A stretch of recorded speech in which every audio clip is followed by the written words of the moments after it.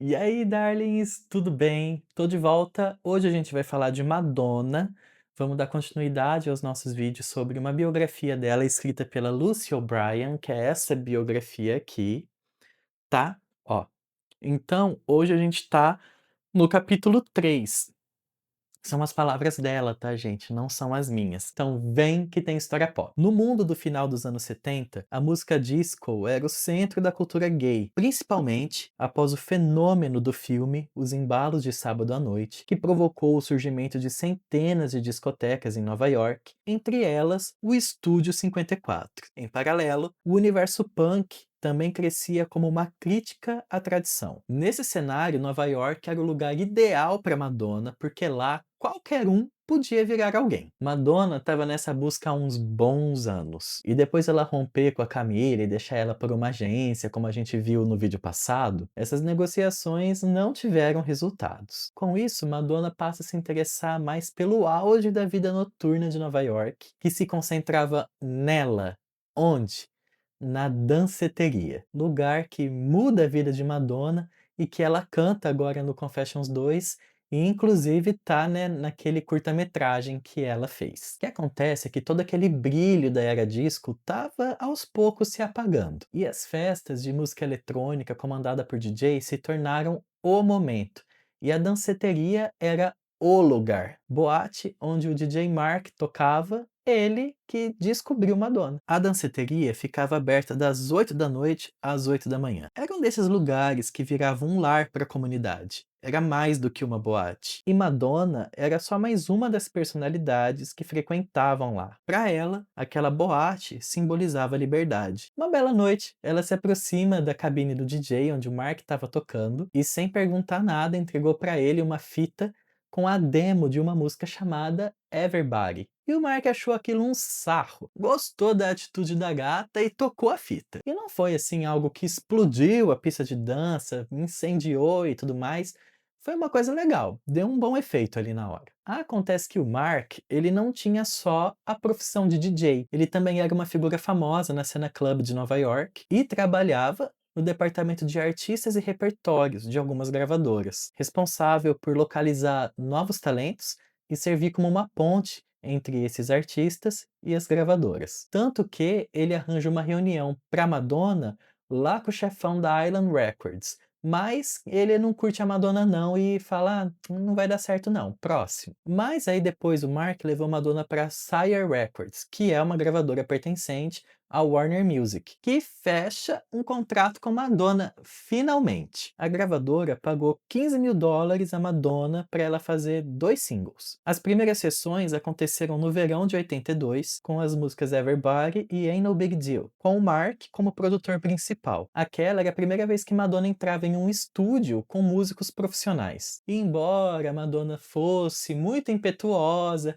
às vezes bem cabeça dura e mandona, nessas sessões ela agiu com bastante humildade para observar e aprender. Como parte do aprendizado, algumas coisas foram se revelando ao longo do caminho. Por exemplo, o Mark, ele era DJ, ele não era um produtor musical, e ele reconhecia suas próprias limitações. Tanto que ele mesmo fala que ele não é músico, mas ele é bom para saber se uma música é um hit ou não. O critério é, se ele tá de pé dançando, a música é boa. E foi assim que Everybody foi feita. Ela tinha um frescor de juventude e serviu como referência para várias músicas que Madonna faria tanto nesse álbum quanto nos dois seguintes. E nela, Madonna usa um tom que vira uma de suas marcas registradas. Esse tom não é musical, não. Esse tom é uma atitude de convidar as pessoas para a brincadeira, de deixar com que elas decidam fazer parte. Madonna dá permissão às pessoas para que elas se sintam incluídas. Everybody é lançada em outubro de 82, a música entra na parada dance da Billboard, chegando até a terceira posição, o que acontece só lá em janeiro de 83. Durante esse período, apesar da divulgação ter se concentrado em um público mais nichado, Madonna se firmou como uma revelação da música dance, e desse ponto em diante ela passou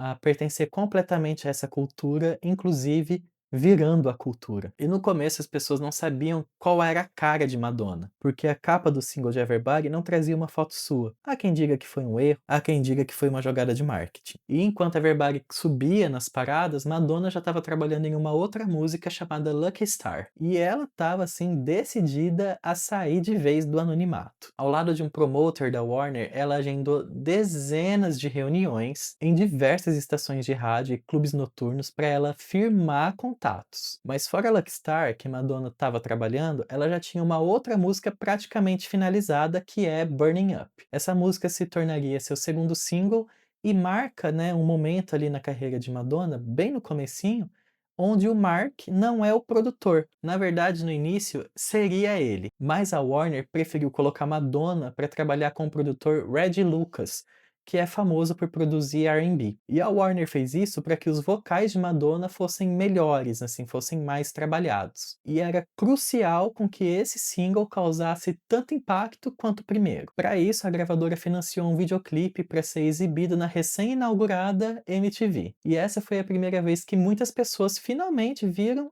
a fuça da Madonna. Com 2 singles hitando aí nas paradas dance dos Estados Unidos, Madonna sai em uma pequena turnê promocional junto com alguns bailarinos, e ela ia assim numa turnê de boates mesmo. Todo sábado passava por 3 boates tocando essas 2 músicas e dançando. Isso, somado a todos aqueles contatos que ela abriu em rádios e clubes, fez com que Burning Up também chegasse até o terceiro lugar da parada dance dos Estados Unidos. E aí, com uma turnê em boates, clipe na MTV e 2 singles de impacto, a gravadora então permitiu que Madonna gravasse um álbum. Esse álbum é produzido pelo Red, por ordem da gravadora.